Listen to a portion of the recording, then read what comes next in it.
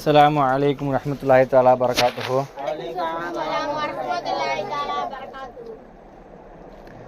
ஹிதுல்லாஹி அல் ஜமா. இந்த கூட்டத்தை வந்து அல்லாஹ் தஆலா வாரந்தோறும் நமக்கு சிறப்பாக நடத்தி கொண்டு தந்திருக்கிறான். அதற்கு அல்லாஹ்வுக்கு முதலாக நம் நன்றி செலுத்துவோம். அல்ஹம்துலில்லாஹ். அடுத்தபடியாக இந்த வாரம் இந்த கூட்டத்தினை ஆரம்பமாக நடத்தி வைப்பதற்காக அர்ஷத் அஹ்மத் கிராத் அல்ஹம்துலில்லாஹி ரப்பில் ஆலமீன் அர்ரஹ்மானிர் ரஹீம் மாலிகி யௌமித்தீன் இய்யாக நஅ்புது வ இய்யாக நஸ்தஈன் இஹ்தினஸ் ஸிராத்தல் முஸ்தகீம் ஸிராத்தல் லதீன அன்அம்த அலைஹிம் கைரில் மக்தூபி அலைஹிம் வலத்தாலீன் குல் ஹுவல்லாஹு அஹத் அல்லாஹுஸ் ஸமத் லம் யலித் வ லம் யூலத் வ லம் யகுல் லஹு குஃபுவன் அஹத். அல்ஹம்துலில்லாஹ். அவருடைய குரலாற்றலையும் நாமாற்றலையும் ஓதுதலையும் அல்லாஹ் தஆலா மென்மேலும் அதிகப்படுத்துவானாக. அல்ஹம்துலில்லாஹ். அல்ஹம்துலில்லாஹி ரப்பில் ஆலமீன் வல் ஆகிபத்தில் முத்தகீன் வஸ்ஸலாத்து வஸ்ஸலாமு அலா சய்யிதினா முஹம்மதின் வ ஆலிஹி வ ஸஹ்பிஹி அஜ்மஈன். அம்மா பஅத் ஃபகத் क़ால அல்லாஹ் தஆலா ஃபில் குர்ஆனில் அலீம் வ ஃபில் குர்ஆனில் மஜீத். இவ்வுலகத்தை படைத்து பரிபாலிக்கின்ற ஏக இறைவனுக்கு எல்லா புகழும். மேலும் மாக்களாக இருந்த மக்களை மக்களாக மாற்றிய பெருமானார் ஸல்லல்லாஹு அலைஹி வஸல்லம் அவர்களை போற்றியோம். மேலும் அவர்களை சதை பெறலாமல் பின்பற்றிய சத்திய சஹாபாக்கள், தாபீன்கள், தபா தாபீன்கள், சுஹதாக்கள், அவுலியாக்கள் அனைவரை போற்றியும். எனது உரையை ஆரம்பம் செய்யும்.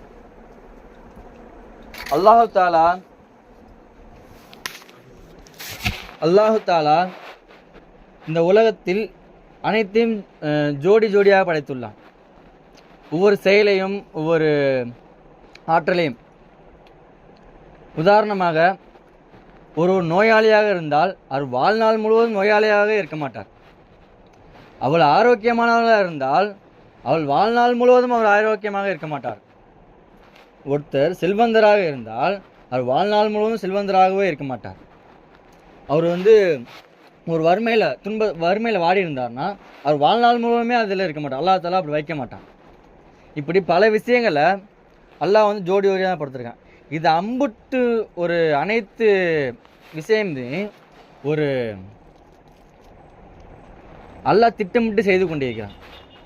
நம்ம ஒரு மூமினான அனைத்து நபர்களையும் சோதிப்பதற்காக இந்த அனைத்தையும் வளர்த்துருக்கான்.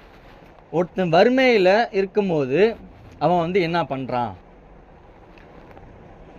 அவனோட செல்வந்தனாக இருக்கும்போது அவன் எப்படி ஆடுறான், ஒருத்தர் நோயாளியாக இருக்கும்போது எப்படி அல்லாஹ் இகழ்றான். அதாவது காலத்தை கூட திட்டக்கூடாதுன்னு சொல்லியிருக்காங்க. ஏன்னா காலத்தை திட்டுறது கூட அல்லாஹ் திட்டுற மாதிரி. ஒரு மழை வருது, உன்னோட வேலைக்காக போகும்போது உனக்கு டிஸ்டர்பன்ஸாக இருந்துச்சுன்னா அதற்காக நீ அந்த மலையை திட்டுறதும் அல்லாஹ் திட்டுற மாதிரி போயிடும்.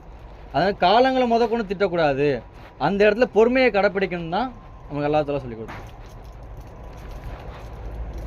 அதாவது பொறுமை அப்படின்னு பார்த்தோன்னா ஒவ்வொரு கஷ்டத்திலும் லேசுகள் இருக்கு. குர்ஆனில் அல்லாஹ் தஆலா சொல்கிறான், கஷ்டத்தில் தான் லேசுகள் இருக்கிறது. அதாவது ஒரு கஷ்டத்தில் லேசுகள் அல்லாஹ் அந்த குர்ஆனில் கூட பன்மையில தான் சொல்கிறான். கஷ்டத்தை ஒருமையிலையும் அந்த லேசுகளை பன்மையில அல்லாஹ் தஆலா சொல்கிறான். அப்படிங்கும்போது ஒரு கஷ்டத்தில் பல லேசுகள் இருக்குதுன்னு அல்லாஹ் தஆலா சொல்கிறான். ஆனால் நம்ம இப்போ இருக்க மூமின்களோட பொறுமை யார்கிட்டையுமே கிடையாது.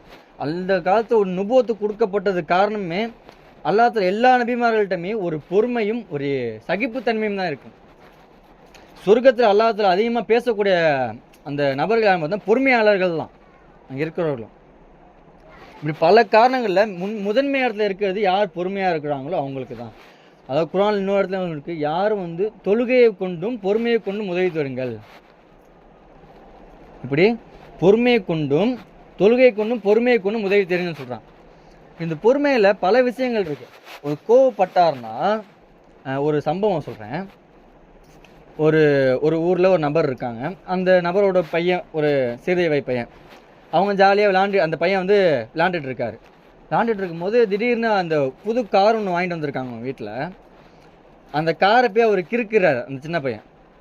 இவருக்கு வந்த கோவத்தில் என்ன பண்ண தலைகால் புரியாமல் ஆடுவாங்கல்ல கோவம் வந்தோடனே, அது மாதிரி கோவம் வந்தோடனே அந்த பையனை போய் வேகமாக அரைஞ்சிடுறாங்க. புது காரில் ஏன்டா கிறுக்கிட்ட அப்படின்னு கோவத்தில் அந்த பையன் வந்து இறந்துடுறான். அடுத்து இறந்து அந்த பையன் வந்து அப்பாத்தாகி மௌத்தாகி அந்த பையனை அடக்கமாக செஞ்சதுக்கப்புறம் அந்த பையன் அந்த தந்தையை வந்து அந்த காரை பார்க்குறாரு, என்ன கிறுக்கி இருக்கான்னு. அந்த பையன் எழுதியிருக்கான் ஐ லவ் மை டாட்ன்னு தான். அப்படி கதறி கதறி அழுகிறாரு. ஒரு 2 நிமிஷம் அவர் யோசிச்சிருந்து பொறுமையாக கையாண்டிருந்து அந்த இது என்ன கிறுக்கி இருக்கான்னு பார்த்துருந்தாருன்னா கொஞ்சம் பொறுமையாக இருந்தால் அந்த பையன் எனக்கு உயிரோட வந்திருப்பான். அதனால பொறுமையை வந்து எல்லாருமே தவற விட்டுறாரு. ஸல்லல்லாஹு அலைஹி வஸல்லம் அவர்கள் வந்து மெயினாக வந்து இந்த பொறுமையில் தான் எல்லாத்தையுமே இஸ்லாத்தையே கொண்டு வந்தாங்க. எல்லாத்துக்கும் தெரிஞ்ச சம்பவம் தான் ஒரு மூதாட்டி சம்பவம். அவங்க வந்து எப்படிப்பட்டது ஒரு இதுனா சம்பவம்னா, அந்த மூதாட்டி வந்து அந்த ஊரில் ஒரு வியாபாரம் செய்கிறவங்க. அவங்க வந்து நான் ஊரை காலி பண்ணுறேன், நான் ஊரை காலி பண்ணி போகிறதுக்காக ஜாமான் சட்டெலாம் எடுத்துகிட்டு போயிட்டுருக்காங்க. போயிட்டு இருக்கும்போது திடீர்னு சல்லாசம் வந்து போகும்போது அந்த பாட்டியை பார்த்துட்டு ரொம்ப சிரமப்படுறீங்களே அந்த ஜாமானை கொடுங்க அப்படின்னு அவங்க வாங்கி அந்த ஜாமான்லாம் எடுத்துகிட்டு போகிறாங்க. ஜாமான் எடுத்துகிட்டு போது அந்த மூதாட்டி கேட்குறாங்க. மூதாட்டி சொல்லி திட்டிக்கிட்டே வராங்க, ஏன் ஊரோட்டு போகிறீங்க கேட்கும்போது, இல்லை இந்த ஊரில் யாரும் முகமது ஒருத்தன் வந்திருக்காராம், அவர் வந்து புதுசாக ஒரு மார்க்கத்தை பரப்பிட்டு இருக்காரு, இப்படி பல இதை பரப்பிட்டு இருக்காங்க, எனக்கு வியாபாரம் ஆகலை அது மாதிரி சொல்லிட்டு போயிட்டு அவங்க அந்த முகமது சல்லாசம் அவங்கள திட்டிக்கிட்டே வராங்க மூதாட்டி. ஆனால் சல்லாசம் வந்து ஒரு சகிப்புத்தன்மையும் எந்த கோபமும் ஒரு இது கூட காட்ட கிடையாது. பொறுமையாக வந்தாங்க. வந்து இவ்வளோதான் எனக்கு வந்து உதவி இருக்கீங்க, அந்த இடம் வந்தோடனே இவ்வளோதான் எனக்கு உதவி இருக்கீங்க, நீங்கள் யாருன்னு கேட்கும்போது, இவ்வளோ நேரம் என்னை இகழ்ந்துக்கிட்டே வந்தீங்களே, திட்டிக்கிட்டே வந்தீங்களே, அந்த முகமதுங்கிறது நாங்கள் தான் அப்படின்னு உடனே அந்த மூதாட்டி வந்து இஸ்லாத்தை ஏற்றாங்க. இப்படி பல சம்பவங்களில் வந்து பொறுமையை கையாண்டு தான் வந்து அவங்க இஸ்லாத்துக்கு வந்து அதிக மக்கள் வந்தாங்க. அதன் காரணமாக இன்றைக்கி நம்ம இங்கெல்லாம் உட்காந்துருக்கோம். பொறுமை இல்லைன்னா அந்த இடத்துல நம்ம காலத்தில் என்ன பண்ணுவோம், லைட்டாக நேரில் பேச தேவையில்லை, வேறு யார் மூலியமா வந்தாவே என்னை பற்றி பேசிட்டானா ஐயோ அவ்வளோதான் சண்டை. ஆனால் வந்து ஸல்லல்லாஹு அலைஹி வஸல்லம் நபிமார்கள்னாவே அந்த பொறுமையும் சகிப்புத்தன்மையை கொண்டு தான் அவங்களுக்கு நுபுவத்தே வழங்கப்பட்டது. அடுத்ததாக ஒரு மனிதனுக்கு ரிஸுக்கும் மௌத்தும் எழுதப்பட்டிருக்கும். அவன் பிறக்கிறதுக்கு முன்னாடி அவனுக்கு எழுதப்பட்டிருக்கும். அவன் மௌத்தாகிறதுக்கு முன்னாடியும் அவனோட மௌத்தும் ரிஸுக்கும் அவனை சொன்ன டைமில் இந்த உலகத்தில் வந்து எழுதியிருக்கும். அது எங்கேயோ இருந்தாலும் சரி, ஒரு அரபு வேறு நாட்டில் இருக்குன்னு வச்சுக்கோங்க, இங்கே இருக்க உனக்கான ரிஸுக்கு இந்த இடத்துல இங்கே இப்போ வரணும்னா அந்த ரிஸுக்கு ஒன்று அந்த இடத்துல அங்கே வந்துடும். இதற்கு ஒரு உதாரணமாக ஒரு சம்பவம், அந்த காலத்தில் உள்ள ஒரு மனிதர் தான் என்ன பண்ணுறாரு, ஒரு பயணத்தில் நடந்து போயிட்டுருக்காங்க. பயணத்தில் நடந்து போயிட்டு இருக்கும்போது ஒரு ரொம்ப தண்ணி தாகம், பாலைவனம் தானே அந்த இடம்லாம், அவங்க அந்த சவுதி அரேபியா ஃபுல்லாக பாலைவனம், அந்த இடத்துல நடந்து போய் கொண்டு இருக்கும்போது அவங்களுக்கு தண்ணி தாகம் அதிகமாக எடுக்க ஆரம்பிச்சிச்சு. ஒருத்தர் என்ன பண்ணாங்க, யாருமே இல்லாத ஒரு ஊர் மாதிரி அங்கே போனோடனே தண்ணி கொடுக்கலாம், அந்த கிணத்துக்கிட்ட போய் தண்ணி கொடுக்குறாங்க. கொஞ்சம் கால் ஸ்லிப்பாகி உள்ளே விழுந்துடுறாங்க. உள்ளே விழுந்து தத்தளிக்கிறாங்க, யாருமே வரல. கொஞ்சம் கத்தணும், சுற்றி ஊராளெலாம் வந்துட்டாங்க. வந்து ஆளை தூக்கிட்டு அந்த ஒரு ஆட்டு இருந்துச்சு, ஆடு அந்த ஆட்டுலேருந்து பாலை கறந்து அவங்களுக்கு கொடுத்துட்டாங்க. அவங்க கொடுத்துட்டு திரும்படியும் எப்படிங்க விழுந்தீங்க, ஏன்னா இவ்வளோ தூரம் எங்கேருந்து வரீங்க, எப்படி விழுந்தீங்க அப்படின்னு கேட்கும்போது, அவள் இங்கேருந்து வரேன், நான் இது மாதிரி ஆச்சு, தண்ணி தாகம் எடுத்துச்சு, அவன் குடிக்கலாம் வந்து எனக்கு கால் ஸ்லிப் ஆகிடும் செஞ்சு காமிச்சார். இது மாதிரி கால் ஸ்லிப் ஆகி திரும்பி அவர் செஞ்சு காமிச்சு மறுபடியும் அந்த கிணத்துக்குள்ளே விழுந்துறாரு. அப்போ வஃபாத் ஆகிறார். இது என்னன்னா, அவருக்கான ரிஸுக்கு அந்த ஆட்டுப்பால், அவர் அந்த ஆட்டுப்பால் கிடைக்காம அவர் வஃபாத்தா கூட, அவரோட மவுத்து அந்த கிணத்துல தான் இருக்குது. அந்த ரிஸுக்கும் அவரோட மவுத்தும் வந்து எங்கே இருந்தாலும் அவர் தேடி வந்துடும் அப்படின்னு இந்த சம்பவத்தில் நம்ம தெளிவாக தெரியுது.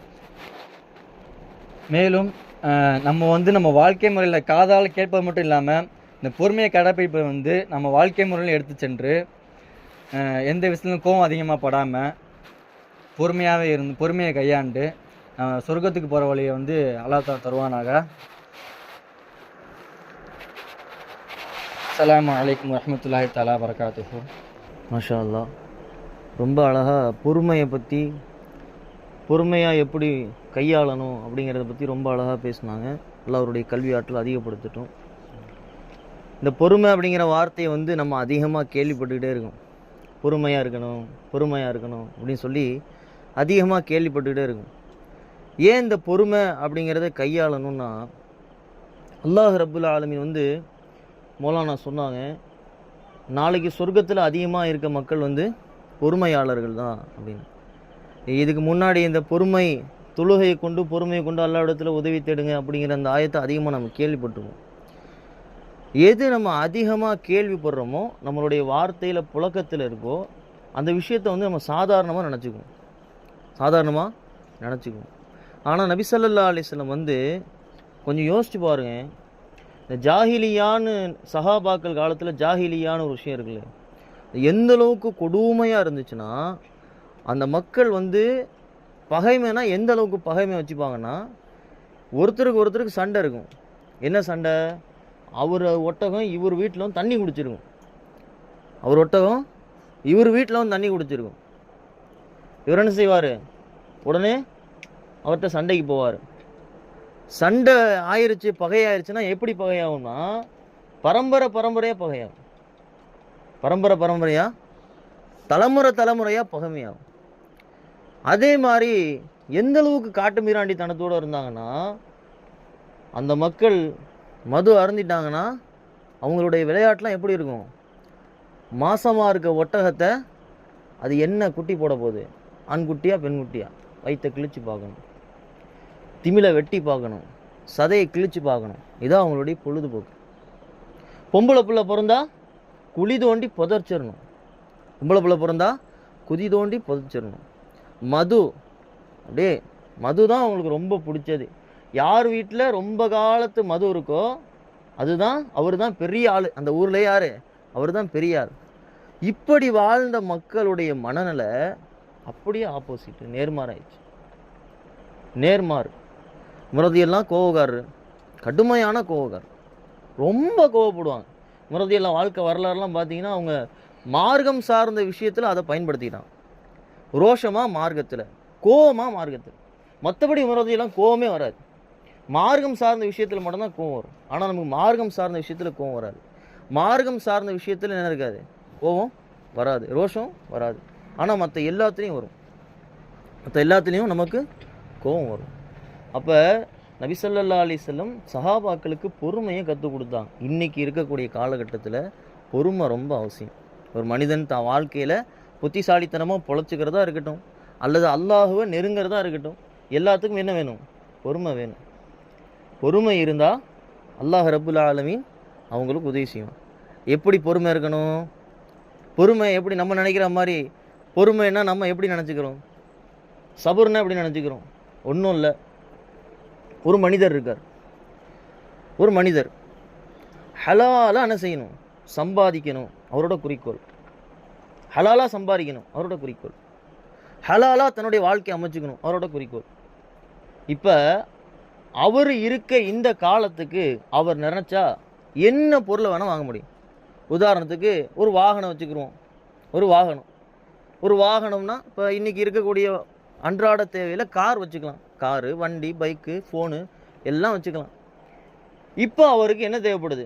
ஒரு வாகனம் தேவைப்படுது, அவருக்கு கண்டிப்பாக தேவைப்படுது. ஆனால் அவர் நினச்சா என்ன செய்யலாம்?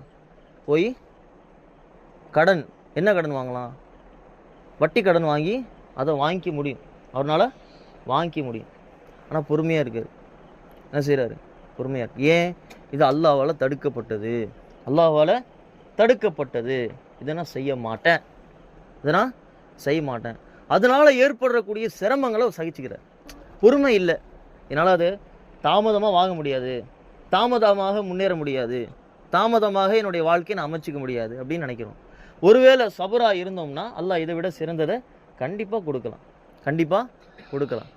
இவர் என்ன நினச்சிருக்கலாம்? நான் இந்த வாகனம் வாங்கணும்னு நினச்சிருக்கலாம், அதை விட சிறந்த வாகனத்தை அல்லாஹ் கொடுத்துருக்கலாம். இந்த பொருள் வாங்கணும்னு நினச்சிருக்கலாம், அதை விட சிறந்த பொருளை அல்லாஹ் கொடுத்துருக்கலாம். இவர் முன்னேற்றங்கள் கொஞ்சம் தாமதமாகலாம், ஆனால் அல்லாஹ் என்ன செஞ்சிருவான்? முன்னேற்றத்தை தாமதமாக கொடுத்தாலும் சிறந்த முன்னேற்றமாக கொடுப்பான். அப்போ இந்த உலகத்தில் அல்லாஹ்வால் தடுக்கப்பட்ட எல்லா விஷயத்தையும் கையாளுறதுக்கு நமக்கு பொறுமை வேணும். மக்களோடு மக்களாக பேசுகிறதுக்கு நமக்கு பொறுமை வேணும். கோபம் வரும் தான், முழுங்கிக்குவோம். நாளைக்கு சொர்க்கத்தில் வாங்கிக்குவோம். இந்த அடிப்படையில் தொழுகையை கொண்டும் பொறுமையை கொண்டும், முதல்ல தொழுகை, பிறகு பொறுமை. ஒரு தொழுகையாளிக்கு தான் பொறுமை வர்றதுக்கான வாய்ப்புகள் நிச்சயமாக இருக்குது. ஒரு தொழுகையாளிக்கு பொறுமை வருவதற்கான வாய்ப்புகள் நிச்சயமாக இருக்கு. அப்போ தொழுகையை கொண்டும் பொறுமையை கொண்டும் அல்லாஹ்விடத்தில் உதவி தேடுவோம். இப்போ பொறுமையாளருடைய துவாக்களை அல்லாஹ் ஏற்றுக்கொள்வான். நபி ஸல்லல்லாஹு அலைஹி வஸல்லம் தன்மை பொறுமையாக இருப்பது எல்லா காரியத்திலையும் பொறுமையாக தான் இருந்தாங்க. எல்லா காரியத்திலையும் பொறுமையாக இருந்தாங்க, பொறுமையை கற்றுக் கொடுத்தாங்க. அந்த அடிப்படையில் அல்லாஹ் ரப்புல் ஆலமீன் நம்மளும் நம்மளுடைய வாழ்க்கையில் பொறுமையாக போவோம், அவசரப்பட வேணாம். ஏன்னா அவசரம் ஷைத்தானுடைய குணம், அவசரம் ஷைத்தானின் குணம். விசா சொன்னாங்க அவசரம் இருக்குல்ல ஷைத்தானுடைய குணம்னு சொன்னாங்க. அவசரப்படுறது ஷைத்தானுடைய தன்மையில் ஒன்று. இப்போ அவசரப்படக்கூடாது.